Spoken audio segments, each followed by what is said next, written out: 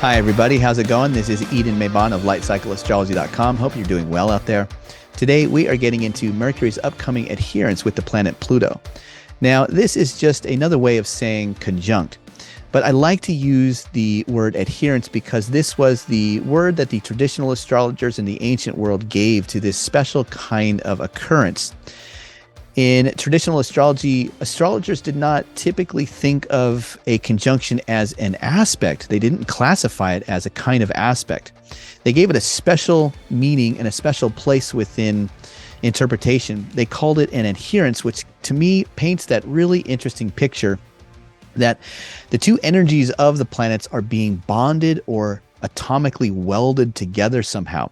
There is a synthesis or a blending of the archetypal energies that both planets represent. Now, this isn't the longest lasting transit. It only is around for about 4 days, but I think it is going to prove to be quite a potent one.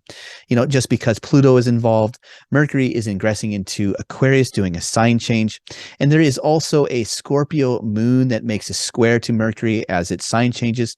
Let's go ahead, as always, we'll pull up the real-time clock and take a look at the transit before we get into the themes to watch for this aspect.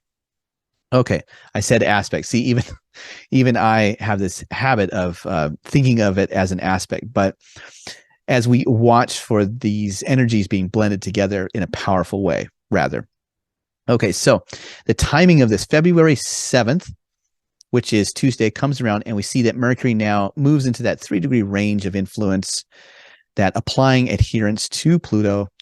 It doesn't take long. A few days later, by around the 9th or 10th, by about Friday, we see that Mercury has overcome Pluto and has perfected the adherence. Now Mercury is beginning to recover, and especially 1 day later, as he makes his escape and ingresses into Aquarius. Interestingly enough, here comes the moon ingressing into a Mars-ruled sign, making a Mars-ruled aspect, and it's a square. It's a dominant square that is very potent or powerful. The moon in Scorpio was where the moon was said to be depressed or fallen. What that means is that the moon, as a planet that has a connection or symbolic representation of fate, fortune, karma, cause and effect, just circumstantial things that are just happening or going in and out of existence or states. We get the moon going through Taurus, and it's exalted, it's lifted up. It's a springtime moon. It's a time of the year where life is just flowing forth with abundance. And the ancients described the exaltation of the moon as like a place where nobody, no matter how powerful, no king on the earth could do anything to suppress the natural blossoming of fortune or fate. It was just like there was just a natural propensity or inertia that you couldn't stop. Now we get to the opposite of that, where we see the moon entering Scorpio and sort of representing things that might have a fated quality of falling apart or becoming difficult or hard somehow. Circumstances around us just portending to things being difficult, challenging, maybe conflictual, and Mars is sign here. And as this dominates the exchange of Mercury ingressing into a new sign, we see the very real potential for conflicts, heavy emotions, cathartic things. Mercury's just come out of the underworld. He's trying to gain his bearings in a new sign.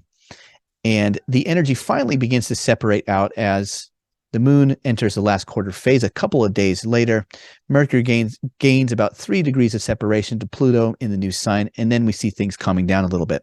So it's not a long transit, but I think it could be a potentially a potent and intense transit. Okay, let's go ahead, and I'm going to pull up my notes here for the archetypal interpretation of this.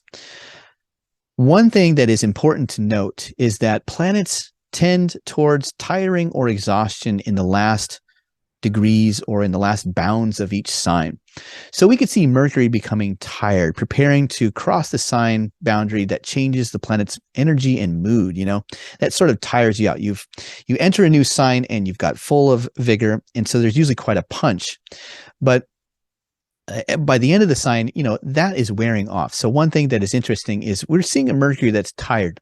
So could communication, mental ideas, or the back and forth, the exchange of ideas or communication or money or finances or resources, could those things sort of lack a certain luster as Mercury has to meet the god of the underworld? I think so. Now, Mercury is no stranger to going down into the underworld. Mercury is a god that was said to be the psychopomp. I'm sure everybody has heard that many times before. Mercury is a god that goes in and out of visibility, being close to the sun. So Mercury has a certain comfort with going down into the realm of Pluto's ancient name of Hades. Mercury's foray into the underworld sheds here is the specific transition, I think. Mercury meets up with Pluto. Pluto is in an Earth sign.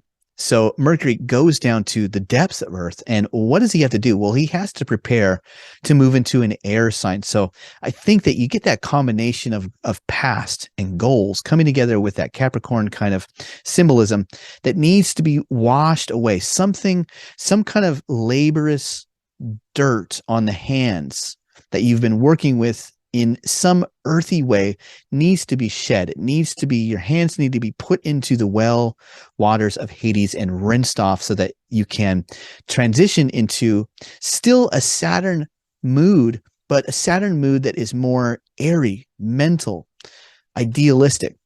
So that is the transition that I think really is being represented here. Is we have to move away from the earth and into the air. Interestingly enough, Mercury rules one air sign and one earth sign, Gemini and Virgo, right? So Mercury is no stranger to the underworld. Mercury is no stranger to air and earth. So all realms that Mercury is familiar with, but he is worn out and he is about to receive a pretty emotional square from the moon. All right. But now as Mercury ingresses into Aquarius, the changeover comes into something like things that become more stable, like a stable reality through the medium of ideas, awareness, maybe taking ideas and pitting them against one another to see which one is the more practical or duty-bound idea that makes sense as the dust settles. Now, what about Pluto? What is this exchange with Pluto doing? Pluto, or the other name for Pluto is Hades, right? Hades represents a kind of release of trapped energy in the form of a powerful and primal force within nature. Those forces, the underworld, the volcano, the lava, or even on the planet Pluto. I think I remember hearing at one point that Pluto has volcanic eruptions of ice. So it's not lava or magma. It's actually erupting ice. When Pluto was discovered, humankind was just getting into the endeavor of working with atomic energy, splitting the atom, making the atomic bomb. There's this interesting connection that Pluto has with energy that is trapped. This is right around the time Einstein came up with his E equals mc squared, which he basically said was, hey, everything is energy. And if you release it, there is a lot more energy that comes out of it. So from that, they ran with that idea and said, wow, we could take something that's frozen energy and release it, and it would become like a bomb. So there's this intensity with Pluto. There's this connection to things that are trapped, some energy, some primal force that's just frozen or trapped. And all of a sudden what happens is it just, boom, it explodes out, it gets released. So that gives you kind of a sense of what this is all about, maybe. Pluto specifically in Saturn's earthly cardinal feminine sign may represent the release of trapped social forces. Why is that? Okay. Capricorn is the domicile opposite to Cancer. And Cancer is ruled by the moon, and the moon is associated with the body. So when you get the moon being completely opposite to Capricorn, it's something like you're as far away from the body as you could be. Saturn pays no regard to the body, but it's still earthly and it's still feminine or nighttime. To me, that is incredibly nuanced. It's like when I think of the body, I think of the earthly matter that my body is made of. When I think of my soul or spirit, I think of more of the fire element or like the air element, right? But how interesting that when we look at Capricorn, we are saying it deals with matter, it deals with earth, but it's not the body. What it really is, it's the world. So it's the, if you want to talk about bodies, you have to include the entire human world, right? The world within the whole race, like everybody as a collective. So it's the body of the collective, but it's feminine as well, or nighttime as well, which means that, I think I recently heard Rollo Tomassi, or somebody interviewing Rollo Tomassi, the author of The Rational Male. He said that in Scandinavian countries where they've made the most progress towards egalitarian societies, in terms of allowing, or not allowing, but in terms of moving society towards equality in opportunity between the sexes, right? Between men and women. When they do this, they still find that there is more of a propensity. Now, I don't want to get in trouble with what I'm saying, but there are always going to be outliers to this. There are always going to be some people that are not going to fit this. So keep that in mind. But what they found is that on average, or more often than not, women tend to be interested in people. So in terms of careers, there is more of a social dynamic that they tend to be found in. Now, it's not to say that women couldn't do something outside of that. Of course they can.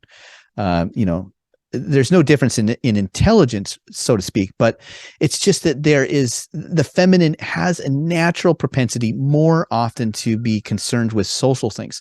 Whereas they found that in these societies, men tended towards liking objects more, being less interested in social things and more interested in mechanics or putting things together, or tools or whatever, right?